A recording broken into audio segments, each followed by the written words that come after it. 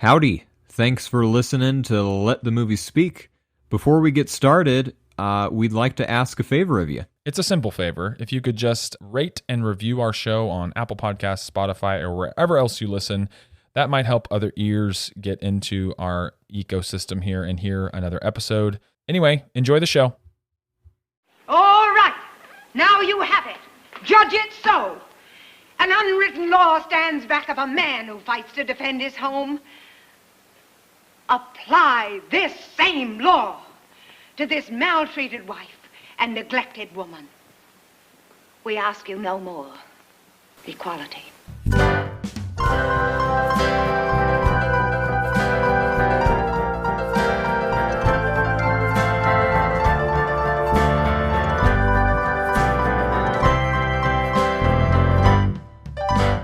Let the movie speak. Hello, listeners. Welcome back. This is Let the Movie Speak, a movie podcast where we talk about movies. We are on our second to last film of our 40s series, so we're almost closing out the 40s decade. Justin, it's been a thing. Correct. It continues to be a thing. Very, very eloquent. Not for much longer, but it will be a thing this week and next week, and then beyond is we can probably just talk about what we're doing after tonight. Why don't we wait until the last episode of this series to reveal what we're doing after that? Does that sound like a plan? I'm so excited. And you just can't hide it. Okay, well, aside from me and Justin, people you're normally stuck with, we have two awesome guests with us returning tonight. We have Ellie back. She's flown in on a dragon. Ellie, how are you? I'm doing great. Super happy to be here. Okay, great. And you were with us for Great Expectations, which was Yes, I was a while back. And in addition to that, we have returning. What are you, like a Let the Movie Speak all-star at this point? Woohoo! Annie. Yes, I am here. Awesome. So there's a little bit of logic in the lineup tonight because we are talking. Justin, what movie are we discussing? Adam's Rib. And this is a movie that has men and women in it, which I think was the reason that you brought on guests of the female gender. Yeah, up until now, all the movies we had done had been exclusively male casts, no women at all. So we thought we would take a jump into the future and become really diverse with our selection tonight. No, we just thought it'd be fun to even the playing field because the movie's all about, like gender politics and stuff like that. So. Well, and Ellie, I am super glad that you are here. Last time I did a podcast with these two, they ganged up on me. It was horrible. There was no dragons, no mythical creatures at all, and I felt alone and lost. So I'm hoping that we can maybe rekindle the dragon magic and soar to greater heights. I'm here for you, Justin. That sounds great. Justin, I apologize Thank once again. I was just wondering, Justin, do you think the addition of dragons would have given The Big Sleep like another notch, like another star for you? Absolutely. Are you kidding me? Are you seriously asking me, would The Big Sleep be better if there was dragons in it? The answer is freaking yes, Travis. Okay? Right. That goes without saying. Any movie, it's not doing good, you put dragons in there, it's a recipe for success. Okay? And that goes for tonight's movie too. Dumb question. You're right. That was a stupid question. I'm going to ask a less stupid one, which is, what did we watch this week?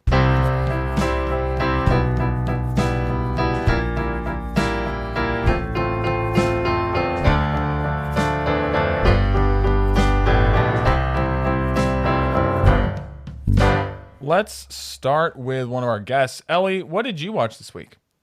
Yeah, this week I watched The Little Things, which is the Denzel Washington and Rami Malek movie that came out this year. It was like Just dumped came out a on while HBO ago. Max, right? And it also was in like 4.5 theaters, I think. Yeah. Well, I think we watched it on Prime. Oh, it's probably elsewhere now. Maybe Yeah. both. Yeah.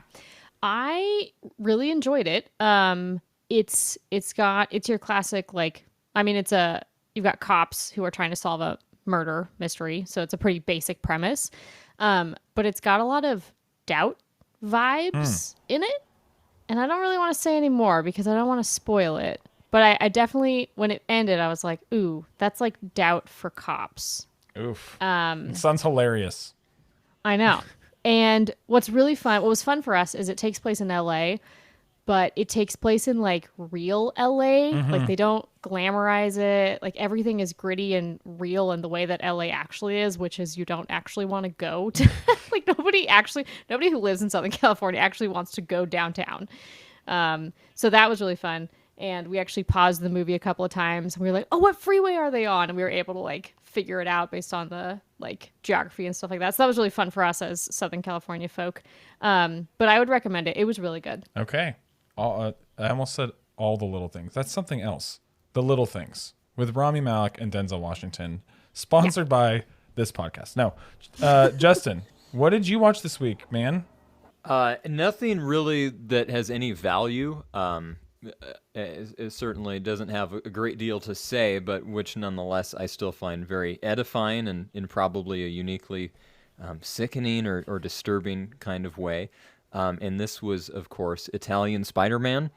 Of course. The rather beautifully stupid parody of sort of, I don't know exactly of what, I guess of like bad Italian action movies and of Spider-Man. If you've never heard of this, the premise is this was released in the early, I don't know, like 2006 or something. And it was these videos that appeared on YouTube and were kind of portrayed, tongue-in-cheek as like, look at this lost Italian movie footage. And it's just this fat guy with a mustache and like a Robin from Batman and Robin mask and a sweater that has a sort of child's drawing of a spider on it. And he has a shotgun, and that's Italian Spider-Man. He has a shotgun. And he goes and it's fantastic. So if that sounds stupid enough that you might like it, I'd encourage all of our listeners to go and Google search Italian Spider-Man. Can you describe a scene from Italian Spider-Man? Okay, can I ask a stupid question before that? Yeah. Is Italian Spider-Man a movie in Italian or a movie in English? So it is. It's this was actually made in Australian by Australians. And what they did was they had Italian voice actors, or at least Australians that did an Italian affect, come and record the dialogue, and then they ADR'd. Everything is ADR'd in the wonderfully horrible way, and then they put English subtitles. I am so glad I asked. Just like they made Bicycle Thieves, right, Justin? Yeah. It's the same exact. Yes, the same people are involved. Actually, Yeah. Travis. They've been around for a sometimes while. called Bicycle Thieves too.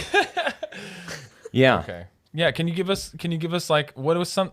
I've seen these clips at least back in the day. I remember you sending them to me and being like, "This is the greatest thing I've ever seen." Can you describe an exchange from Italian Spider-Man? Sure.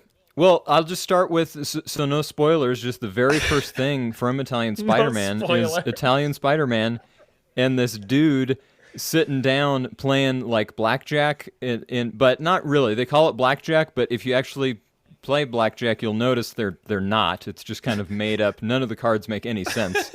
And this guy with a eye patch is sitting across from Italian Spider-Man, and he says, my friend, how about we raise the stakes? One hand for your life. And he pulls out a revolver and points it at him.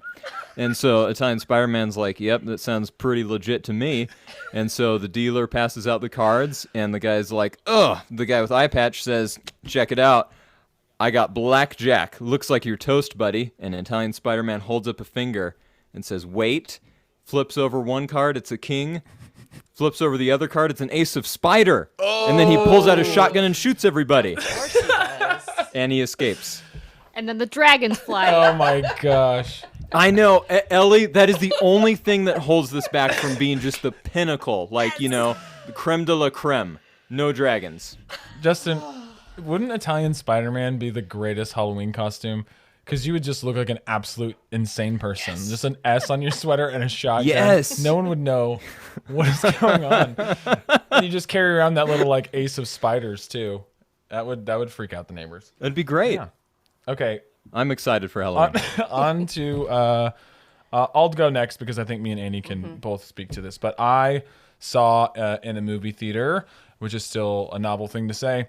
Went and with my wife Morgan went and saw In the Heights, which is the new Lin-Manuel. It's not a new story or musical. It's a new movie made by Justin. You mentioned you watched Crazy Rich Asians some time ago, and it's Yes. Jonathan Chu, the same director, and then Lin-Manuel Miranda executive produced, was heavily involved.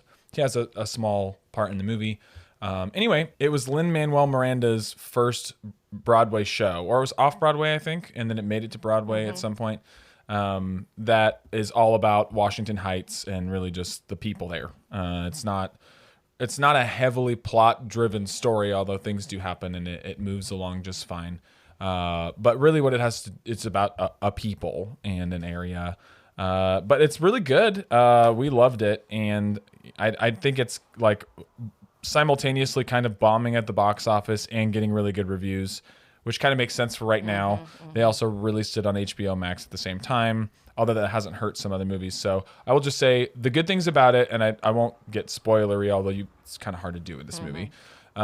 It's a great movie musical adaptation in that I haven't seen the stage play, but I've seen plenty of Broadway shows or musicals on stage, and there's something special to the good ones because nothing else feels like something surprising you in a Broadway musical on stage. Like people come out of the woodwork and they sing really loud and they kind of, you get that feeling in your stomach like this is happening right in front of me. Movies have a really hard time replicating that because they're movies, right? And it's a two-dimensional art form. And, a lot of movie musicals feel in a weird box, like if you watch Phantom of the Opera, to some extent Les Mis, like all of these good shows on stage that get moved into the movies, they just feel wooden and overproduced and plastic. This is not any of those things for a few reasons. Jonathan Chu's direction is incredible. Like that's the thing that stuck out to me most. All the performers are good. The music is like squarely in that Lin-Manuel Miranda voice. Like if you like the music from Hamilton, you'll like this. Like the lyricism is, I think, just as good. Stuff is super catchy. Things recur that are really nicely done. But for the most part, it strikes a balance between it feels like a Broadway musical and it's a movie, and he does things, the director that you just absolutely couldn't pull off on stage. Think visionary sequences that they must have completely reimagined for the movie.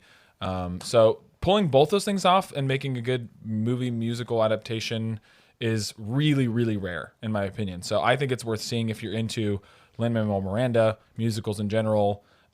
Good directors just really doing a great job with what they're given.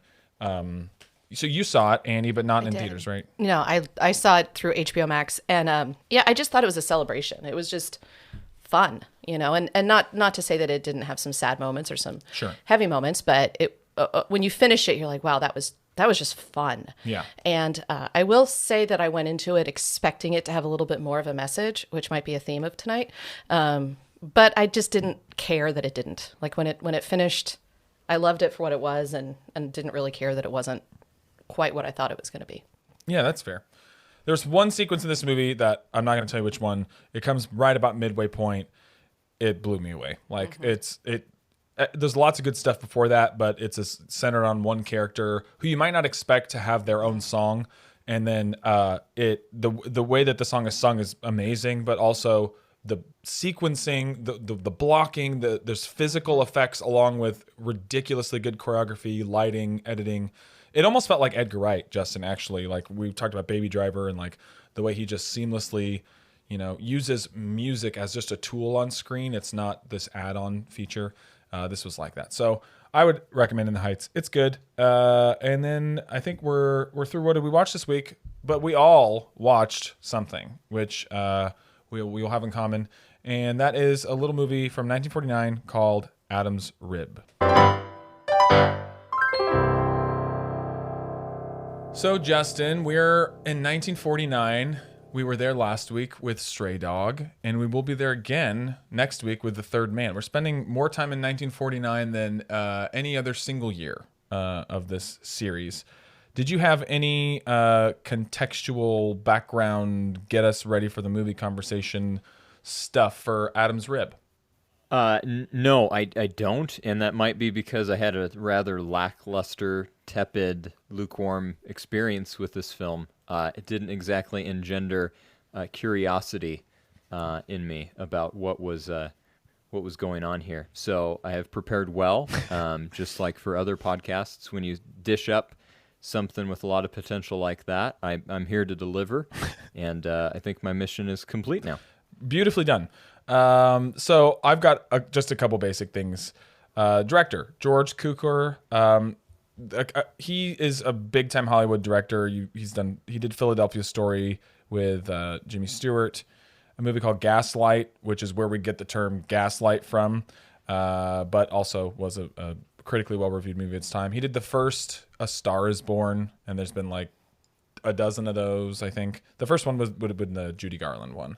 And then My Fair Lady, which he won his Oscar for. So certainly established. This was in the first third of his career, but a guy who was not some huge name by any means, but he came in as sort of a workman director type. It was written by a husband-wife couple, and they wrote a bunch of movies together. So Cannon and Gordon, last names, the husband and wife who wrote it, which makes a lot of sense for this movie. And then lastly, this was one of 9 Spencer Tracy and Katherine Hepburn movies. I think this was like their 6th one together. So they were one of those power couples of Hollywood, Bogey and Bacall being another one. And if I had another one, I'd say it, but they're all escaping me. And then the last thing is the film debut of Jean Hagen. She plays the other woman in this film, Beryl Kane. It's the weirdest spelling I've ever seen. So basically what we have here is a movie about a husband and wife. They are both lawyers. And there's a case where a woman shoots her husband because he's sleeping around. And, hijinks ensue. Before we get into the full conversation, I just want to pose a question to all of us because my mom loves this movie. She's always loved this movie. It's one of those ones that's like in the old movie rotation that she just has nostalgia for. So I definitely caught pieces of it, maybe even the whole thing from time to time when I was a kid. And so I remember little jokey moments. I don't remember the whole thing, but this is the question of a movie like this, right? Seemingly, if you look at the poster, it's a romp, right? It's like a comedic, romantic romp. I think the question at hand here is, does this movie balance comedy with the heavier themes that are there successfully, right? Because movies that do that, we hold up as great. Movies that don't do that, we're like, wah, right? So let me start with Annie, and we'll kind of go around the table. That's the question here, right? In 2021? No. And I think as I was watching it, this was my concern is that I could not watch this with 1949 eyes. Yeah. I was watching it with 2021 eyes. And I don't know that is entirely fair to the film. But honestly, one of my questions, and I may have written it down, was, is this supposed to be a comedy? The music was telling me it was supposed to be a comedy. Yeah, the soundtrack or whatever. And the title cards almost look sitcom-y, right? Yeah, but to me it wasn't funny, hardly at all. Okay. But, yeah. Ellie, what did you think? I completely agree. I thought the exact same thing, which was, is this funny in 1949 that I'm just not picking up on? I was like, I'm ready to be really generous to this if this is funny for 1949 audiences, but it is not hitting me as funny at all. Okay, and then Justin, I think you already gave us a little preview of how you received this movie, but I think you can disagree or agree. Doesn't this movie either survive on the idea of it's either just light fluff, like we've seen some movies be, and it's just fun watching, Katherine Hepburn and Spencer Tracy, or in this case with a court case and a man shot and all these things. Does it balance those things well in your mind? No, and it's pretty clear that nobody really. I mean, you guys talked about the poster. I mean, I'm looking at a copy of the poster right now, and the headline on top is "Funniest Picture in 10 Years." I guess that means there were no other comedies released in the last 10 years. And then the subheading is, "It's the hilarious answer to Who Wears the Pants?" And then they're fighting over pants. Always. It is always a funny question, just which is not just relegated to marriage, but Travis, who's wearing your pants today? There's always a hilarious answer to that question. So I'm really glad that they wrote that on the poster. No, I mean, and this is maybe we are all odd ducks here, quackity quackidus, because this is on AFI's 100 Years, 100 Laughs, coming in at a whopping number 22. What? So obviously it's revered by a good number of folks still to this day. But yeah, it's not, I mean, if we could take one, I'm not trying to jump too far ahead, but I think maybe a good example, at least in my mind, of the comedy not really meshing up with the dramatic or just like kind of cringy elements is the kind of subplot with Kip, the Cole Porter pretender neighbor. It's like almost every time he opens his mouth, I want to shoot him for Spencer Tracy, and so he will just be done. Yep. And there's I think there's maybe 2 or 3 times where he might actually earn a laugh, and the rest of it is just like it's so grating, and I don't know. It's to me, I feel bad for Spencer Tracy's character that dude is even in the same room with him. So it just doesn't. That's just one, maybe not the greatest example, but that just doesn't. It was tried to be played for laughs, I think, every time he was there, and it's just not funny, at least not to me. Okay, so from the 4 of us, at least on the onset here, it has it's kind of a tonal inconsistency. It's more of like it doesn't bother to bring any heft when it needs to. But okay, that's what we'll call our intro section, where we talked for 2 minutes about the context and a little bit about what you're about to hear more of in our meat and potatoes section, where we talk about what's it saying. So the plot is as simple as can be, right? Domestic and professional tensions mount when a husband and wife work as opposing lawyers in a case involving a woman who shot her husband. So it's funny because they're both lawyers, and Katherine Hepburn's character, she defends the woman. In this case, Spencer Tracy defends the man. And okay. I think rather than talk about plot, which is kind of static, right? Like not a lot happens. There's moments within the events of their trying a case opposite each other. There's little, attempts at jokery and, moments of tension between them as married people. But let's talk about characters, because I think the only way we're going to suss out what works, if anything, and what doesn't is by going down the cast list. So top of the billing, right? Spencer Tracy, Katherine Hepburn. And I say top of the billing specifically because apparently Spencer Tracy required top billing on this film. Like, he demanded it, and then the director or the producer said, ladies first or something. Spencer Tracy's reply was, "This isn't an effing lifeboat. This is a movie." Well, which is just and he's talking about the woman who he's 8 years into a 27-year affair with. That's hardcore, isn't it? Yeah. Like, it's a jerk. Even if it was a jerk thing to say about anybody. But even if it was a lifeboat, I'm pretty sure he might just jump on. Yeah. So anyway, despite the backstage tension or that attitude, whatever, on screen, married in the movie, we have Spencer Tracy as Adam Bonner and Katherine Hepburn as Amanda Bonner. I'll kick things off by saying the one thing that works about the movie is I think they're both enjoyable. I think they're enjoyable on screen together. I think more often than not, it comes off as well-rehearsed stuff. Nowhere near as, ironically enough, nowhere near as naturally chemistry-driven as like The Thin Man or something like that. But it pretty much works from a script-to-screen level, in my opinion. Like, the jokes and the punchlines are well done. Where this movie confuses me is not really those two when they're being married, whether it's jokey or fighting or whatever. It's everything kind of around that. So what did you think of them two together on screen, Annie? I think there's Spencer Tracy and Katherine Hepburn, right?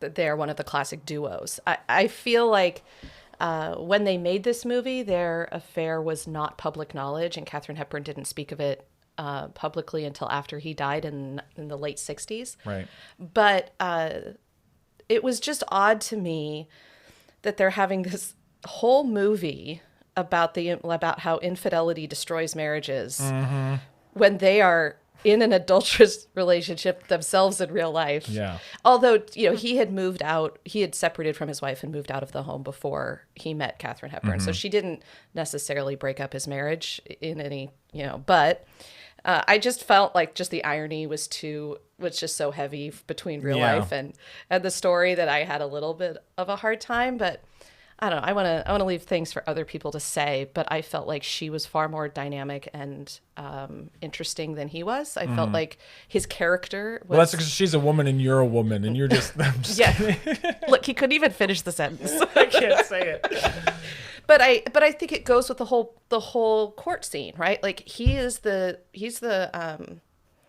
what do you want to say? He's the prosecutor. Right. And yet she's the one doing all the work when that's not how the courtroom should work. Like she's the defense attorney. Anyway, I felt like she was doing all the work and doing it well, and he was a little bit of a lame duck, but that may have been the character and not the actor. Okay. Ellie, what did you think about the two married folk? It's really funny that you say that Spencer Tracy demanded top billing because Katherine Hepburn completely outshined him in this movie, like 100%. I thought she was great, especially in the opening scene when they're in their bedroom and she's like eating and she like downs that glass of water, which is like so hilarious. I thought she was great in that scene. So I thought she did a much better job than him. Like Annie was saying, like her character was so much more dynamic and he was really flat. So I really enjoyed when she was on screen, and I wasn't very enchanted when he was on screen. I gotta say, I'm not doing this just to needle the gender thing. I thought that they were both like good. Like I can see how maybe the way they cut him, like an edit around him more. It's a lot more like Three Stooges-y in some ways. But I did think like he was pulling at some really like subtle, like nonverbal strings from time to time. Like I don't think anything in this movie is like Oscar worthy. Katherine Hepburn, him, any of it. But I will say, like, I thought they were relatively evenly matched. I can't look past some of the stuff, like you said. It's really hard, but on screen, in a bubble, like in a self-contained environment, I don't feel like one of them necessarily like outdid the other one from my viewing. Like nobody outpunched the other one massively. Although there is some weird stuff in this movie that I think more falls on Spencer Tracy's lap than Katherine Hepburn's. And I don't feel like it's actors' choices. We can talk about details later. Justin, about the titular couple, Adam and Amanda Bonner, what did you think?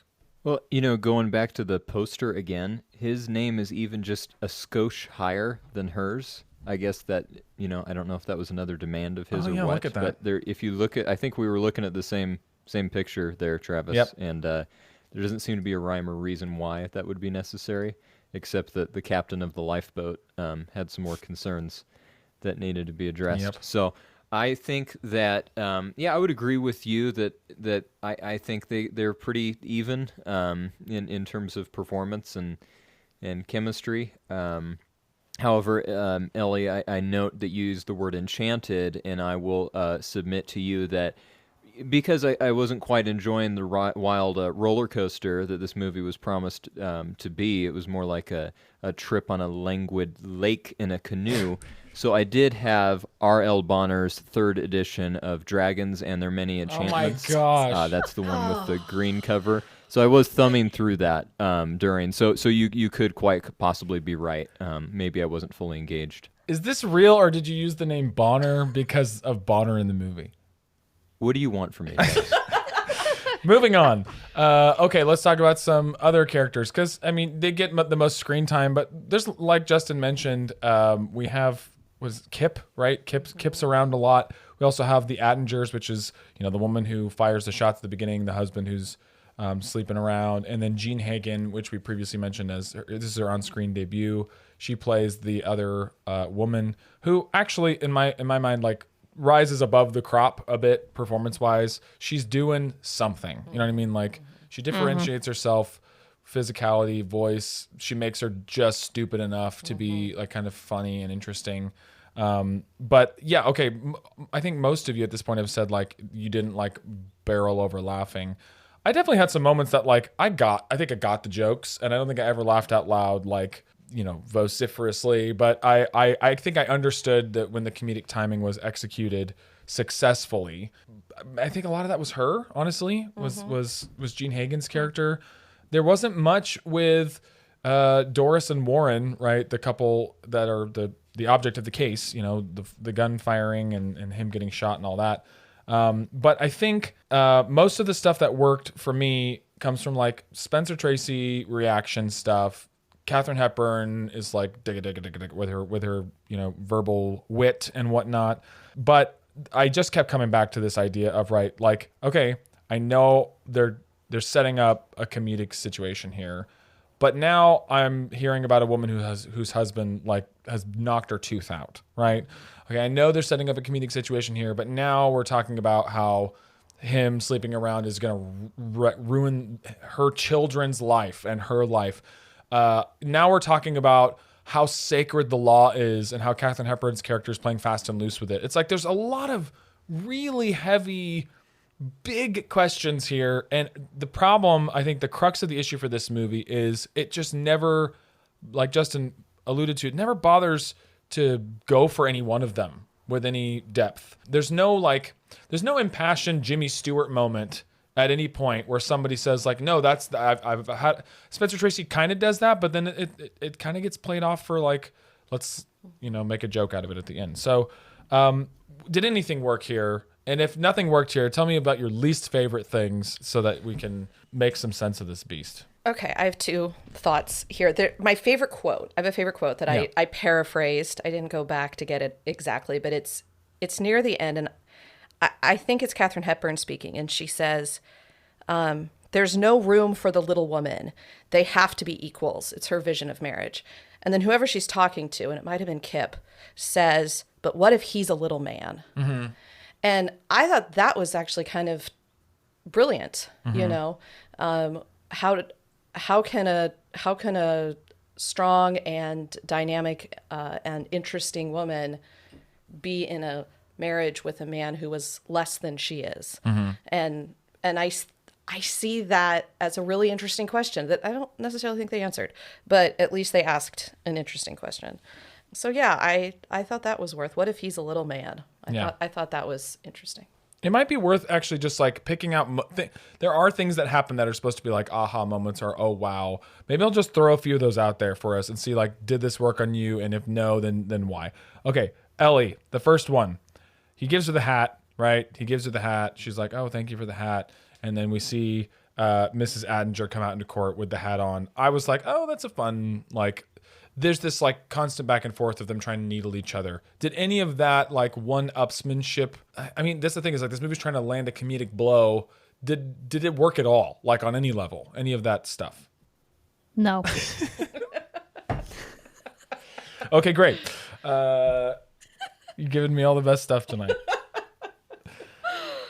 Okay, literally what I'll say is, so there's one shot. So she walks out wearing the hat. I didn't even notice it was the hat.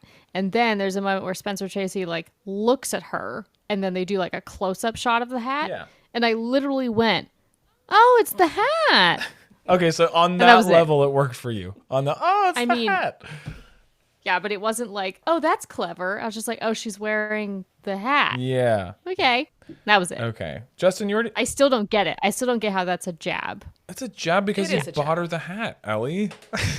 Oh my gosh. Well, I'm sorry. She gave a present that her husband gave her to her client as a way to beat her husband. Like, it's a jab. That's the other thing we have to get around, right, to, and because we have so much to say about this part, it seems like now might be a better time than any.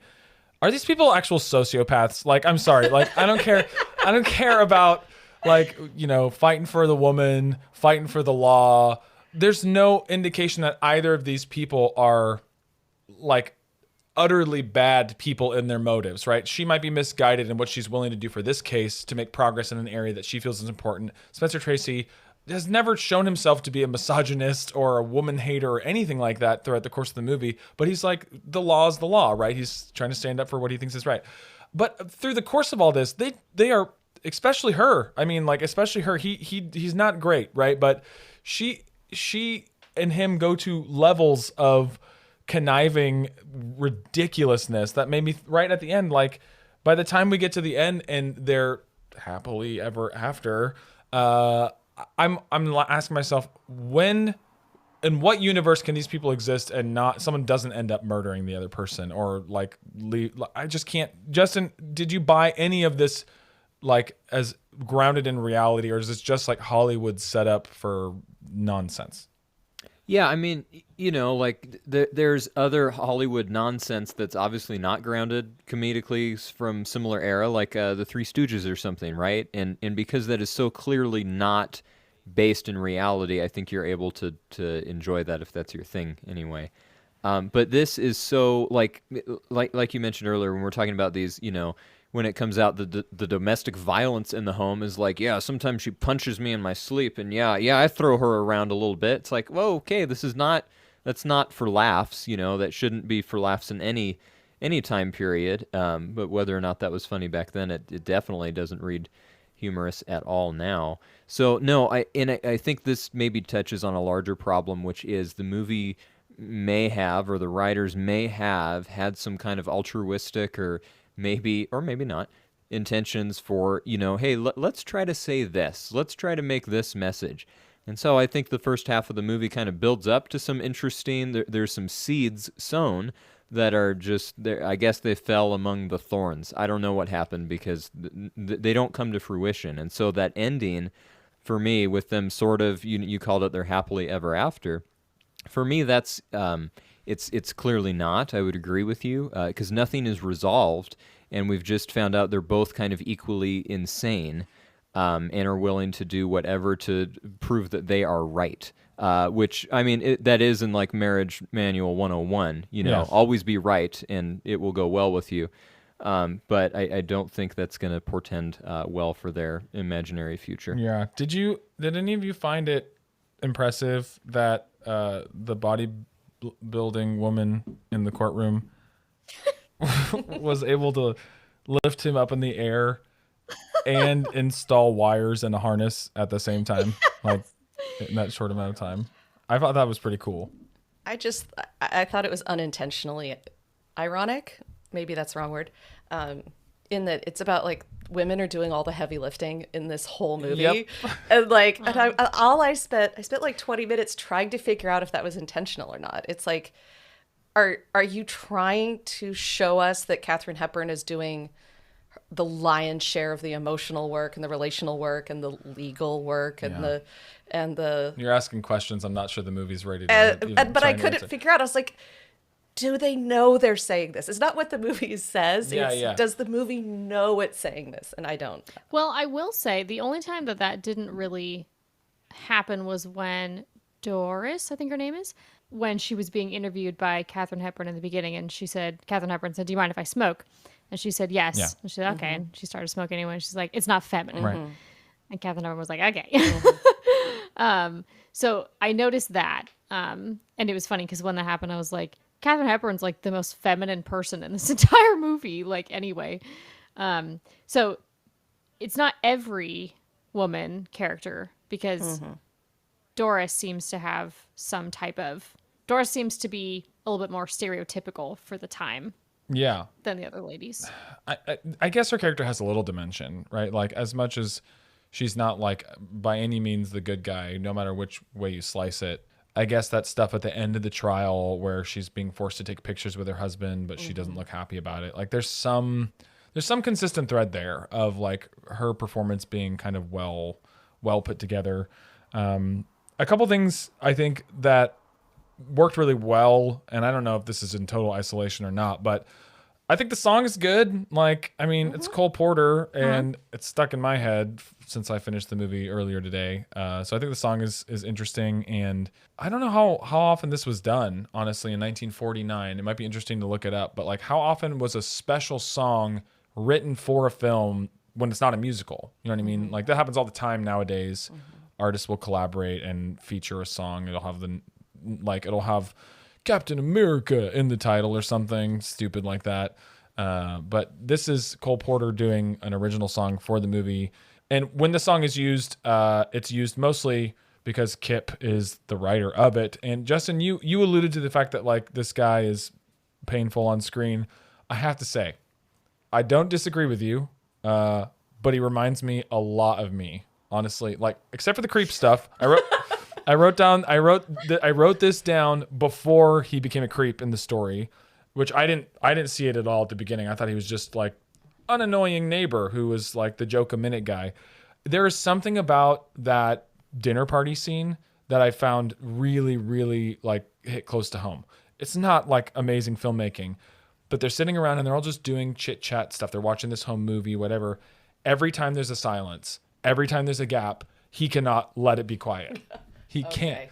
And I used to be like really cynical and think I was really funny. And I can see like people like rolling their eyes, especially Spencer Tracy in that scene is really good. He's looking at him like, I could just absolutely throttle you at this moment.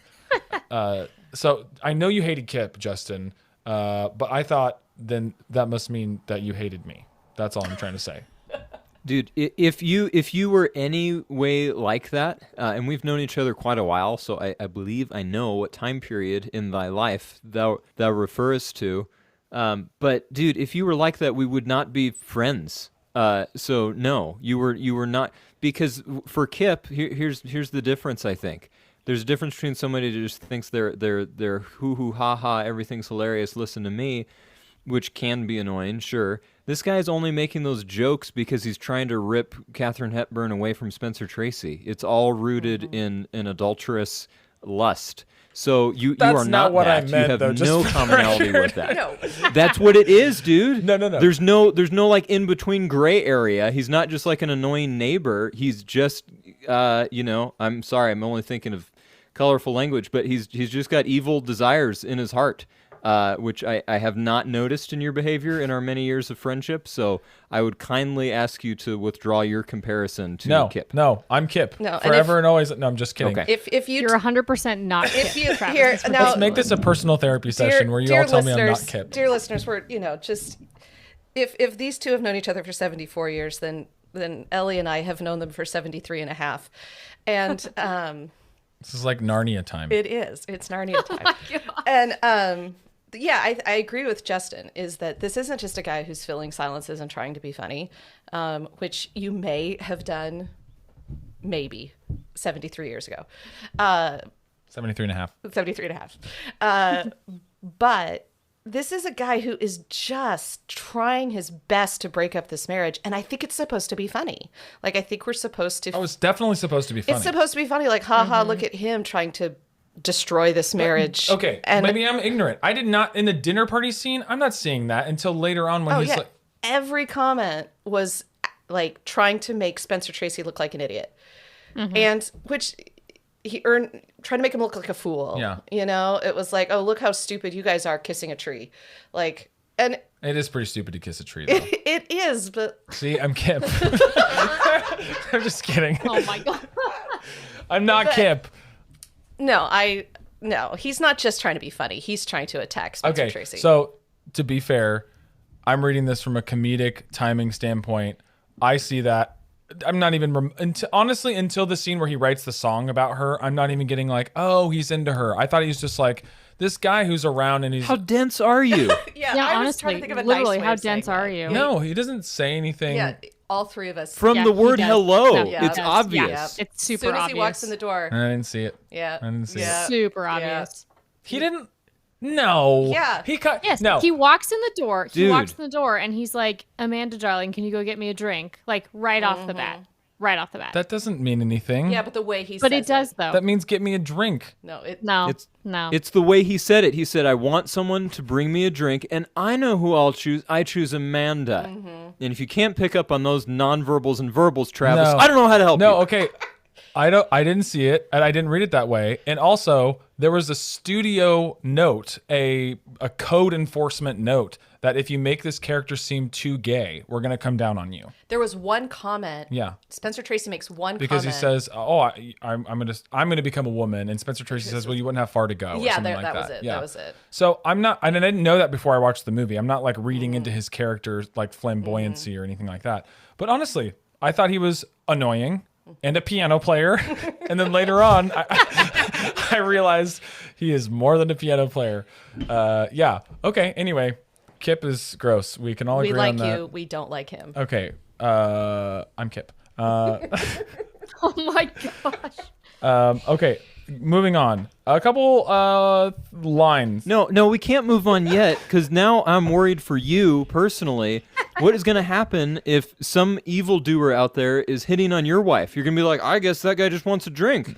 I guess that's what's happening? That's what I'm going to do. What's happened to Justin. you? I'm going to say that's some mighty Jeez. fine piano playing, and would you kindly scoot over a little bit? It's going to be great. I'm too accepting of people. Let's do a counseling session following this episode for you. Okay. No. Here's what I think. I think there's a really good line in this movie. I think there's two really good lines in this movie. Okay. None of them have to do with men and women.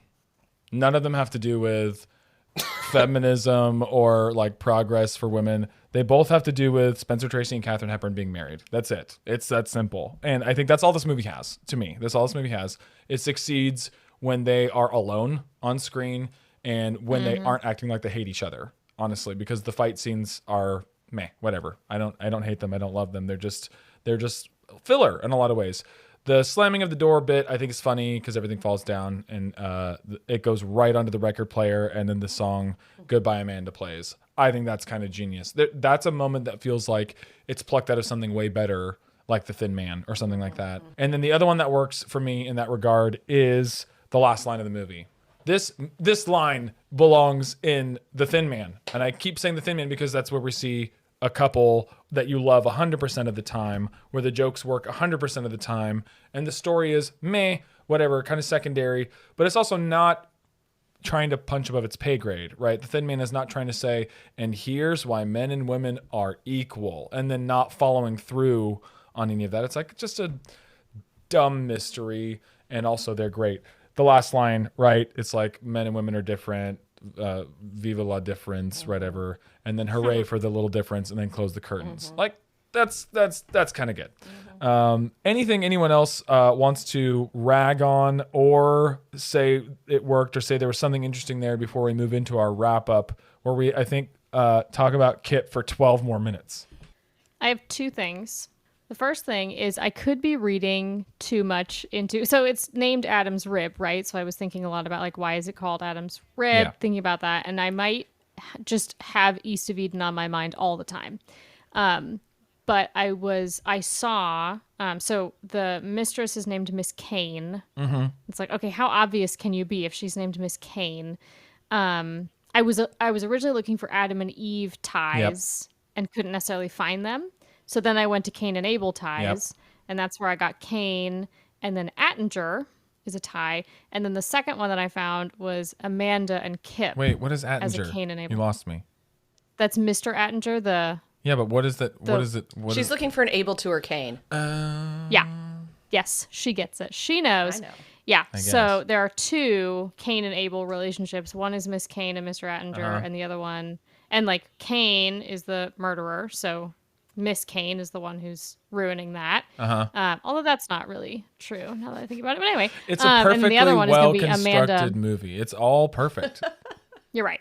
And then Amanda and Kip. Kip is definitely the one who's trying to ruin that relationship. Got it. So that was just an interesting thing I saw. And then the other thing is I feel like the whole movie was written, like I feel like this happened in the writer's room. They were in the writer's room and they're like, we have this idea.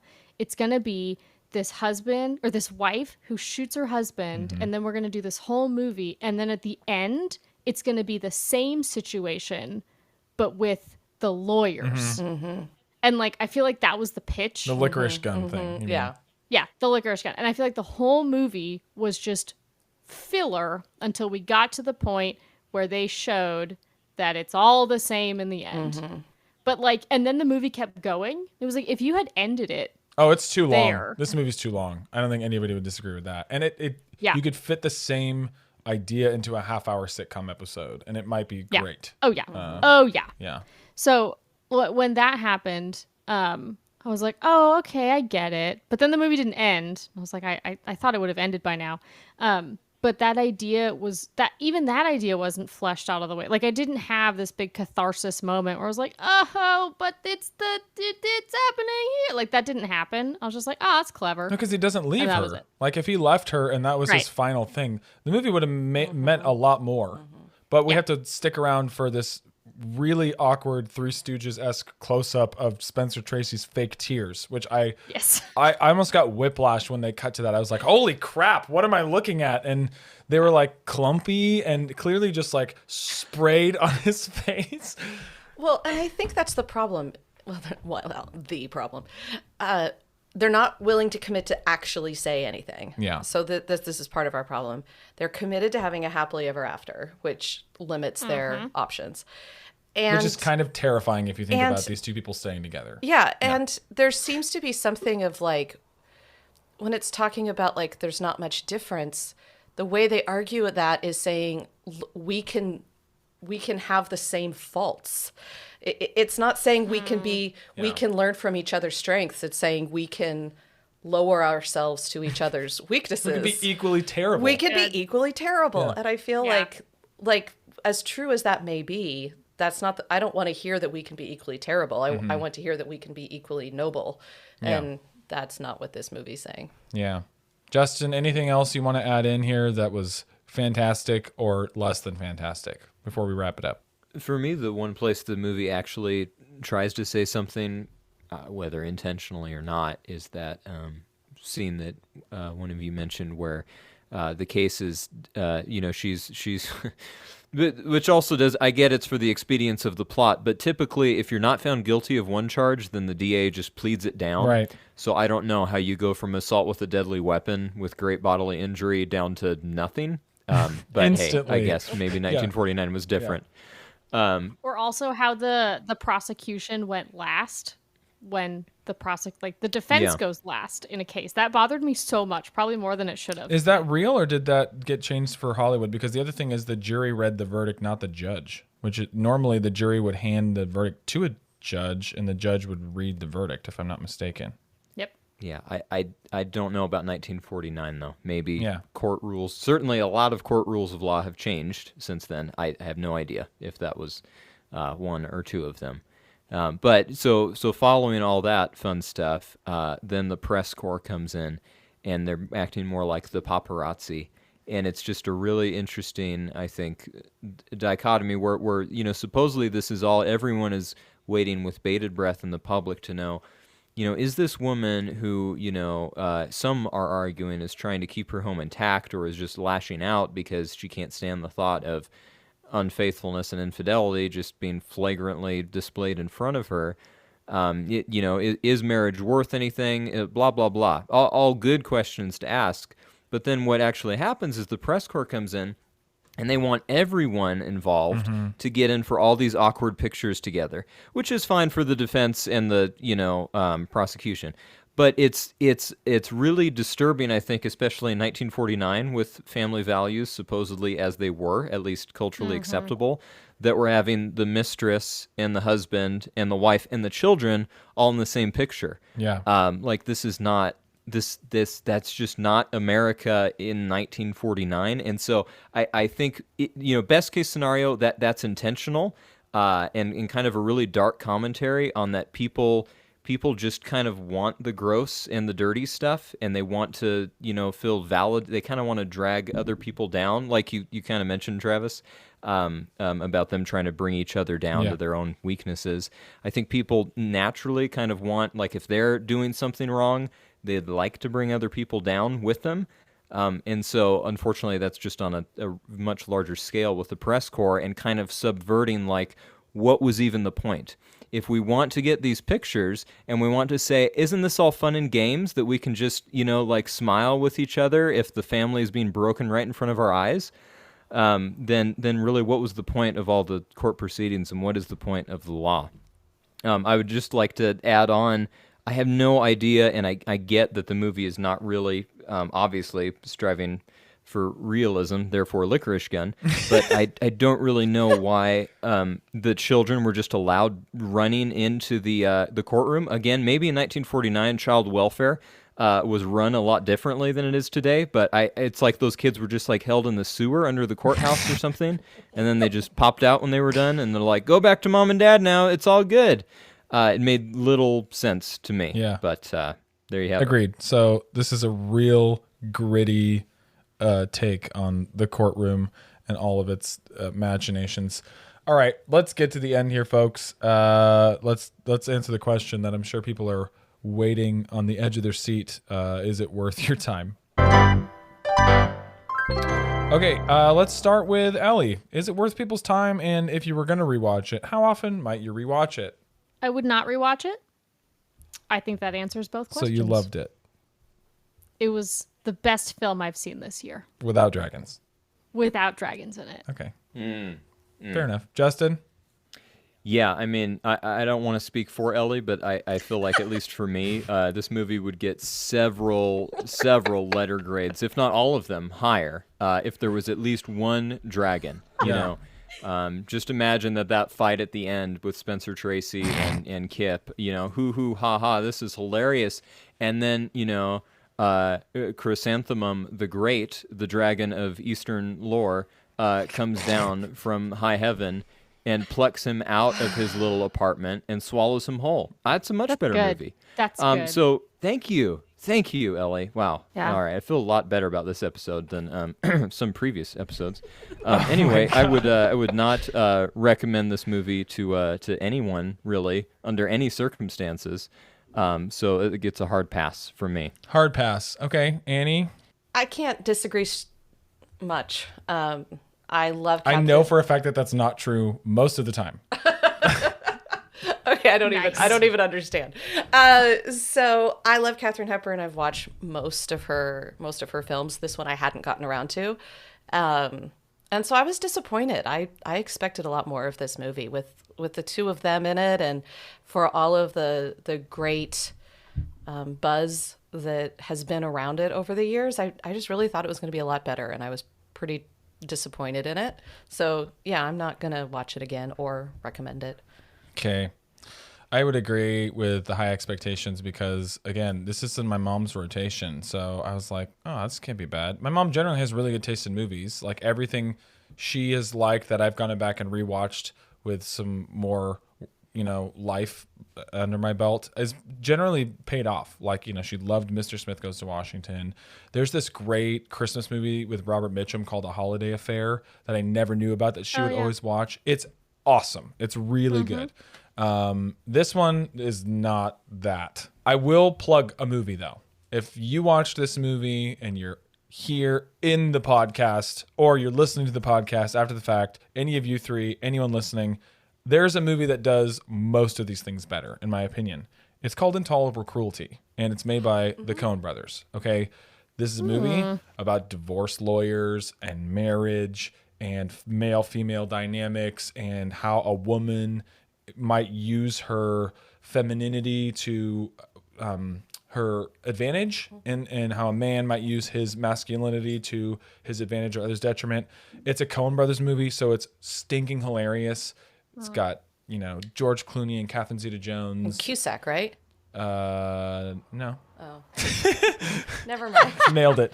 No, Jeffrey Rush plays an amazing bit part. Oh, nice. It is worth watching. It's a half hour, almost shorter than Adam's Rib, and does everything better. Answers the big questions with some heft. Way funnier. Go watch Intolerable Cruelty. Don't watch Adam's Rib unless somebody holds a licorice gun to your head. You know, it's funny. I also had a movie recommendation that I feel like did this. If it's a dragon movie, I'm going to jump off a bridge.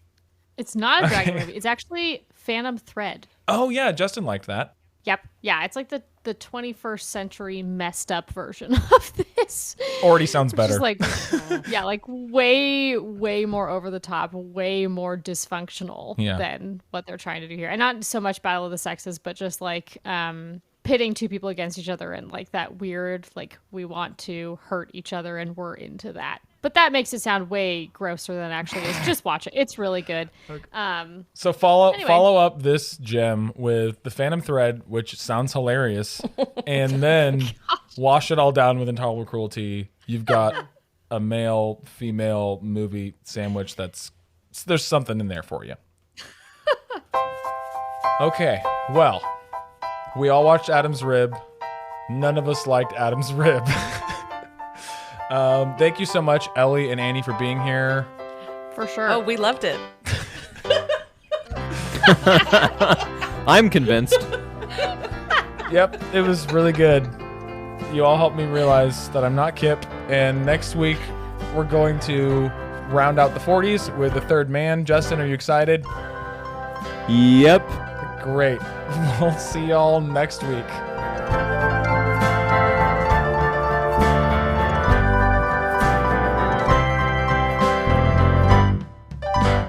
Let the movie speak.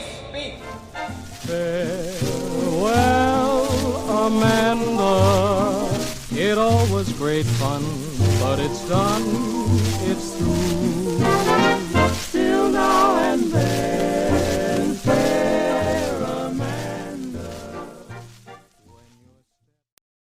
Hey, since you're still here and still listening, thank you, by the way, we'd like to ask an additional favor of you. We have social media. It's a thing on the internet. And all you need to do is find us on Instagram or Twitter or Facebook and like and subscribe. I know this is annoying, but we have to ask you because we want more people to hear the show. In addition to that, if you could rate and review us on Apple Podcasts, Spotify, or wherever you listen, we would greatly appreciate it. See you next week. Bye.